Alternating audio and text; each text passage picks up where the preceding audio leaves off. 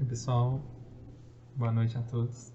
Estou gravando mais um vídeo aqui sobre Direito Tributário. Meu nome é Pedro Eliezer Maia, sou professor de Direito Tributário na Escola Superior Dom Helder Câmara. O tema do vídeo de hoje vai ser o decreto publicado no dia de hoje sobre a redução da tributação sobre videogames e que gerou uma certa repercussão. Eu acho interessante a gente mencionar.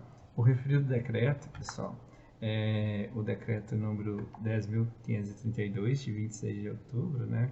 Foi publicado hoje.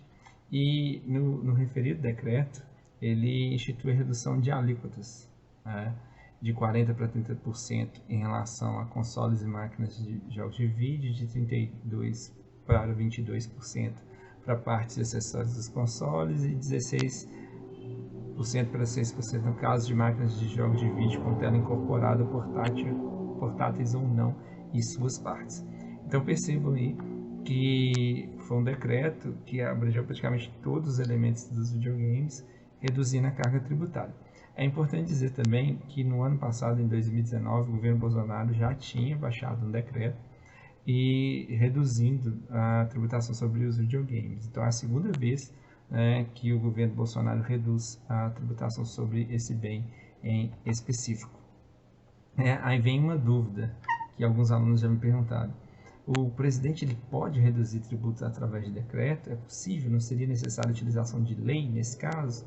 Aí é importante dizer para vocês, né? No direito tributário, o princípio da legalidade ele é muito importante e, de fato, via de regra, toda vez que eu for instituir ou majorar, como eu for reduzir ou extinguir o tributo, eu preciso de lei. Mas existem algumas situações em que esse princípio da legalidade é mitigado, tá? Principalmente em relação às alíquotas. A Constituição prevê no artigo 153, inciso 4, o 153, parágrafo 1º, na verdade, a possibilidade do Poder Executivo alterar as alíquotas de alguns impostos sem a necessidade de lei. Esses impostos são chamados impostos regulatórios. Né? Então, o governo federal ele consegue alterar as alíquotas do imposto de importação, exportação, do IPI e do IOF sem a necessidade de utilização de lei. E essa exceção está prevista aí no parágrafo 1º do artigo 153, né, que está aí. É facultado ao Poder Executivo, atendidas as condições e os limites estabelecidos em lei, alterar as alíquotas dos impostos enumerados nos incisos 1, 2, 4 e 5, que é o imposto de importação, exportação, o IPI e o IOF. Então, é possível sim, né, atendendo aos parâmetros legais, que o chefe do Poder Executivo altere a alíquota desses impostos, que são chamados de impostos regulatórios, sem necessidade de lei, utilizando o decreto no caso. E isso, pessoal, é porque esses impostos, esses 4 impostos que eu falei com vocês, eles têm uma função extrafiscal, né, de regular a economia. Aí se eu condicionasse a lei para alterar uma alíquota desse imposto, essa medida ia demorar muito no Congresso e talvez não sentiria nenhum efeito. Então, sim, o presidente ele pode, no caso desses impostos aí, alterar suas alíquotas por decreto. Não tem problema nenhum, não. A Constituição permite. Aí qual que é o impacto dessa redução tributária sobre os videogames? Segundo informações do governo, nesse ano o impacto dela é de 2,7 milhões por mês, e em 2021 36 milhões, em 2022 39 milhões. Aí algumas pessoas dizem que esse impacto é diminuto, é muito baixo, porque o orçamento do ano que vem está previsto na casa de 975 bilhões de reais e a arrecadação do IPI anual está na faixa de 55 bilhões de reais ano. Então, eles têm dito que o impacto é diminuto. A questão é que, apesar do impacto ser diminuto, é um impacto no momento em que a gente está passando por uma situação de crise econômica financeira, que está faltando dinheiro nos mais diversos setores do governo. Então, será que era conveniente eu conceder um benefício fiscal nesse momento? Aí é um questionamento que se é feito. E, principalmente, eu estou concedendo um benefício fiscal num momento complicado e ainda na hora de escolher o bem que eu vou conceder o benefício fiscal, eu escolho videogame? Não que eu não goste de videogame, eu gosto. Mas será que era o momento correto para conceder esse tipo de benefício fiscal? E uma outra pergunta que as pessoas podem fazer: será que a lei de responsabilidade fiscal ela não exigiria, nesses casos, a previsão de uma medida de compensação? Porque se observar o decreto editado na data de hoje, não tem nenhuma medida de compensação prevista.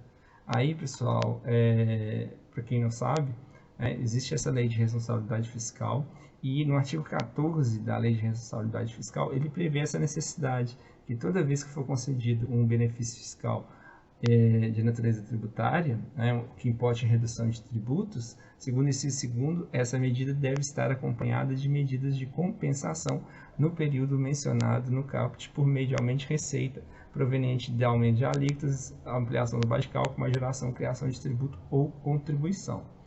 Essa é a regra, né, pessoal? Ocorre que mais uma vez eu tenho uma exceção, tá? Mais uma vez aqui eu tenho uma exceção. Que exceção seria essa, professor?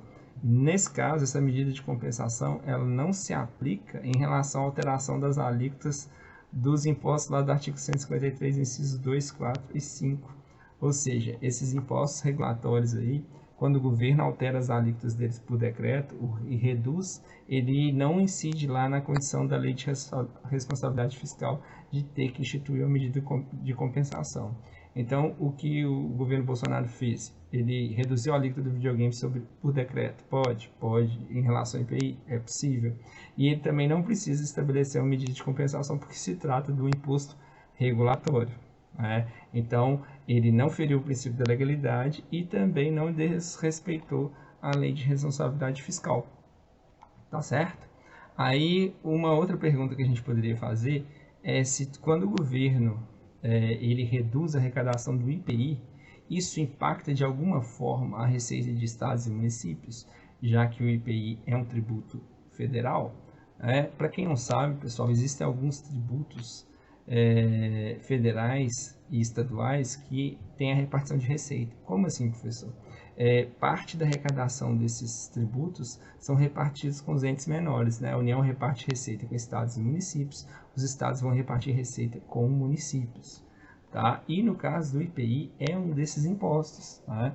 49% da arrecadação do IPI ele vai ser destinada para a repartição com FPM, que é o Fundo de Participação dos Municípios, com FPE, que é o Fundo de Participação dos Estados, com programas de desenvolvimento do setor produtivo nas regiões Norte, Nordeste, Centro-Oeste, e também tem 10% da arrecadação do IPI que vai para um fundo de compensação, devido à imunidade concedida de ICMS. Então, impacta bastante. Qualquer alteração no IPI impacta no repasse para os municípios. Já foi questionado, inclusive, no STF, se quando o governo federal ele concede benefício fiscal de IPI, se esse benefício fiscal deveria abranger tão somente a parte do IPI que fica com ele e não a parte que é repassado aos estados e municípios. E o que o STF decidiu? No tema 653, que o governo federal ele pode sim conceder benefício fiscal em relação a esses impostos, esses tributos que têm repartição de receita, e esses benefícios fiscais eles irão sim impactar no repasse. Tá aqui, é condicional a concessão regular de incentivos, benefícios e isenções fiscais relativos ao imposto de renda e sobre o IPI, que é o Imposto sobre Produtos Industrializados, por parte da União, em relação ao Fundo de Participação dos Municípios e respectivas cotas devidas às municipalidades. Então, o que a gente percebe aqui? Toda vez que o governo dá benefício fiscal em relação ao IPI, isso gera impacto na receita do Estado e do município. Professor, mas o impacto nesse caso do videogame é baixo. Mas aí liga o alerta, As pessoas têm que saber que toda vez que eu considero um benefício fiscal de alguns impostos, principalmente imposto de renda e IPI, não é só a União que diminui a arrecadação dela, Estados e municípios também vão sofrer com isso. Tá certo? Aí ficam algumas questões para reflexão.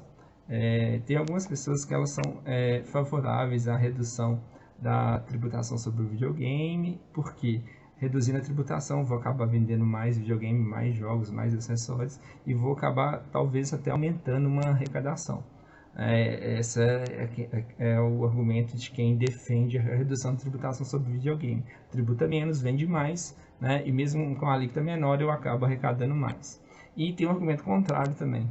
Há quem acredite que todo benefício fiscal em um determinado período de tempo ele vai acabar sendo absorvido pela indústria e não vai impactar no preço final, ele vai acabar aumentando o lucro da empresa, certo? Então todos esses tipos de discussão têm que ser feitos, e a gente tem que analisar a oportunidade e conveniência de adotar esse tipo de medida né, num momento como a gente está vivendo.